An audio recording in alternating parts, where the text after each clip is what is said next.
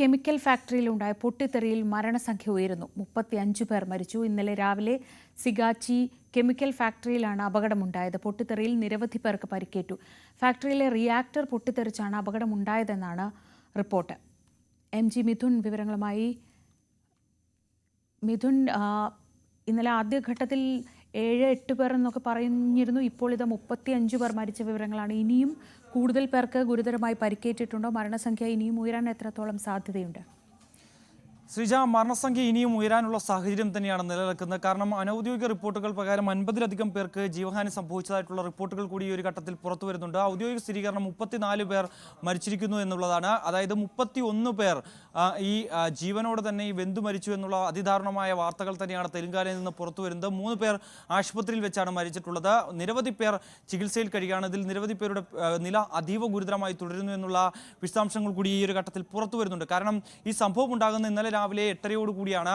ഈ കെമിക്കൽ ഫാക്ടറിയിൽ രാസപ്രവർത്തനത്തിലെയാണ് ഈ ഒരു തീപിടുത്തം ഉണ്ടാകുന്നത്. പൊടുന്നനെ തന്നെ ഫാക്ടറിയിൽ മുഴുവൻ മേഖലയിലേക്കും ഈ തീ പടർന്നു പിടിക്കുകയും ചെയ്യുകയായിരുന്നു എന്നാണ് നമുക്ക് അറിയാൻ സാധിക്കുന്നത്. ഈ സമയം ഈ ഫാക്ടറിയിൽ 150-ലധികം തൊഴിലാളികൾ ഉണ്ടായിരുന്നു. ഈ പ്രദേശത്ത്, അതായത് ഈ തീ പിടിച്ച ആ ബ്ലോക്കിൽ 90ഓളം ജീവനക്കാർ ജോലി ചെയ്യുന്നുണ്ടായിരുന്നു. ഈ തീ പടർന്നു പിടിക്കുന്ന നിമിഷത്തിൽ നിരവധി പേർ ഓടി രക്ഷപ്പെടാൻ ശ്രമിക്കുകയും ചെയ്തു. എങ്കിൽ പോലും തന്നെ ആ സമയം ഈ കെട്ടിടത്തിൻ്റെ പല ഭാഗങ്ങളും തകർന്നു വീഴുകയും അതിനടിയിലേക്ക് ഈ തൊഴിലാളികൾ പെടുകയുമായിരുന്നു ചെയ്തത്. പക്ഷേ ഇന്നലെ ഈ രക്ഷാപ്രവർത്തനം ഇപ്പോഴും തുടർന്നുകൊണ്ടിരിക്കുകയാണ്. കൂടുതൽ സമയമെടുത്തുകൊണ്ടാണ് ഫയർഫോഴ്സിൻ്റെ ഒക്കെ നേതൃത്വത്തിൽ തീ നിയന്ത്രണ വിധേയമാക്കാൻ സാധിക്കുകയും ചെയ്തത്. അതിനുശേഷമാണ് ഈ കെട്ടിട അവശിഷ്ടങ്ങളൊക്കെ അവിടെ നിന്ന് നീക്കം ചെയ്യുന്നതിനിടയിലാണ് ഈ മൃതദേഹങ്ങൾ കണ്ടെത്തുകയും ചെയ്തത്. നേരത്തെ ഒരു നിഗമനത്തിലുണ്ടായിരുന്നത് ഒരുപക്ഷേ ഈ തീപിടുത്തം ഉണ്ടാകുന്ന വേളയിൽ ആളുകൾ അല്ലെങ്കിൽ ജീവനക്കാർ ഇവിടെ നിന്ന് ഓടി രക്ഷപ്പെട്ടിരിക്കാം.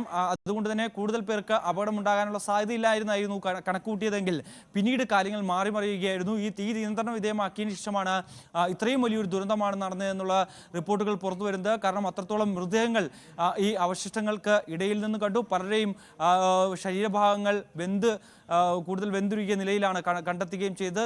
അതിൽ ചിലരെ രക്ഷപ്പെടുത്തി ആശുപത്രിയിൽ എത്തിച്ചുവെങ്കിൽ പോലും തന്നെ അവർക്കും മരണം സംഭവിക്കുകയായിരുന്നു എന്നുള്ളത് തന്നെയാണ്. നിലവിൽ തെലങ്കാന മുഖ്യമന്ത്രി രേവന്ത് റെഡ്ഡിയും ആരോഗ്യമന്ത്രി ഉൾപ്പെടെയുള്ളവർ ഈ അപകടസ്ഥലം സന്ദർശിക്കുകയും ഒപ്പം തന്നെ തുടർ നീക്കങ്ങൾ അല്ലെങ്കിൽ തുടർ നടപടികൾ സംബന്ധിച്ച് ഏകോപിപ്പിക്കുന്നതിന് വേണ്ടി ഒരു പ്രത്യേക സംഘത്തെ നിയോഗിക്കുകയും ചെയ്തു. ആശുപത്രിയിലുള്ളവരുടെ ചികിത്സ ഉറപ്പാക്കുന്നതിന് വേണ്ടിയുള്ള എല്ലാ ക്രമീകരണങ്ങളും ചെയ്തിട്ടുണ്ട് എന്നുള്ളത് തന്നെയാണ്. അതായത് സിഗാച്ചി ഫാർമ പ്ലാന്റിലെ ഒരു പ്ലാന്റിലാണ് ഇത്തരത്തിലൊരു അപകടം ഉണ്ടാകുന്നത്. രാസപ്രവർത്തനത്തിനെയാണ് ഈ ഒരു റിയാക്ടർ പൊട്ടിത്തെറിച്ച് ഇത്തരത്തിൽ വലിയൊരു അപകടത്തിലേക്ക് കാര്യങ്ങൾ നയിക്കുകയും ചെയ്ത് പൊടുന്നനെ തന്നെ തീ പെട്ടെന്ന്, നമുക്കറിയാം ഈ കെമിക്കൽ ഫാക്ടറിയാണ്, അതുകൊണ്ട് തന്നെ ഈ കെമിക്കൽ സാധനങ്ങളാണ്, അതുകൊണ്ട് തന്നെ പെട്ടെന്ന് തന്നെ ഈ ഒരു തീ പടർന്നു പിടിക്കുന്ന ഒരു സാഹചര്യം ഉണ്ടാകും. ആ സമയത്ത് 150-ലധികം പേർ ഇവിടെ ഉണ്ടായിരുന്നു. ഈ തീ പിടിച്ച സ്ഥലത്ത് മാത്രം 90ഓളം പേരുണ്ടായിരുന്നു എന്നുള്ളതാണ്. നിരവധി പേർ ഇപ്പോഴും ഇതിന് അടിയിൽ കുടുങ്ങിയിട്ടുണ്ട്. അതായത് ഈ 150 പേരിൽ ചെറിയ പരിക്കേറ്റ് രക്ഷപ്പെട്ട നിരവധി പേരുണ്ട്. ഒപ്പം തന്നെ കുറേയധികം ആളുകളെ ഇനിയും കണ്ടെത്താനുണ്ട്. അവരൊക്കെ ഒരുപക്ഷെ ഈ ഒരു ഈ കെട്ടിടാവശിഷ്ടങ്ങളിൽ അടിയിൽ പെട്ടിട്ടുണ്ടാകുമെന്നുള്ളൊരു നിഗമനത്തിലാണ് ഈ പോലീസും ഒപ്പം തന്നെ ഫയർഫോഴ്സും ഒക്കെ ഉള്ളത്. അതിൻ്റെ അടിസ്ഥാനത്തിൽ ഇവ നീക്കം ചെയ്തുകൊണ്ട് നമ്മൾ ദൃശ്യങ്ങളിൽ കാണുന്ന പോലെ തന്നെ ഏറെ പ്രയാസപ്പെട്ടാണ്, അത്രത്തോളം ശ്രമകരമായിട്ടുള്ള ദൗത്യമാണ്. തീ ഇപ്പോഴും നിയന്ത്രണ വിധേയമായി എങ്കിൽ പോലും തന്നെ പുകപടലങ്ങൾ ഉയരുന്നുണ്ട്. കറുത്ത പുകപടലങ്ങളാണ്. ഒപ്പം തന്നെ അവിടേക്ക് ആളുകൾക്ക്, കാരണം ഈ കെമിക്കൽ ഫാക്ടറി ആയതുകൊണ്ട് തന്നെ അത് മനുഷ്യർക്ക് വലിയ രീതിയിൽ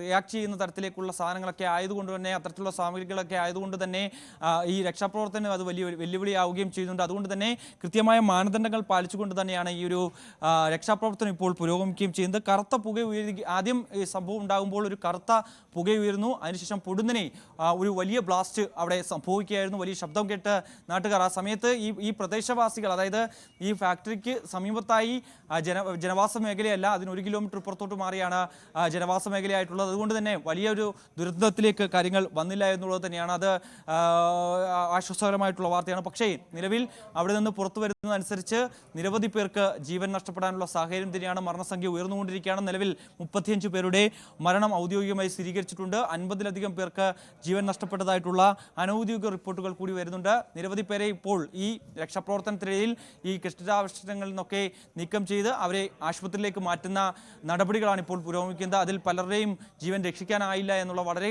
ദുഃഖകരമായിട്ടുള്ള വളരെ ദാരുണമായിട്ടുള്ള വാർത്തകൾ കൂടി ആ ഘട്ടത്തിൽ പുറത്തു വരുന്നുണ്ട്. ശ്രീജ. ശരി.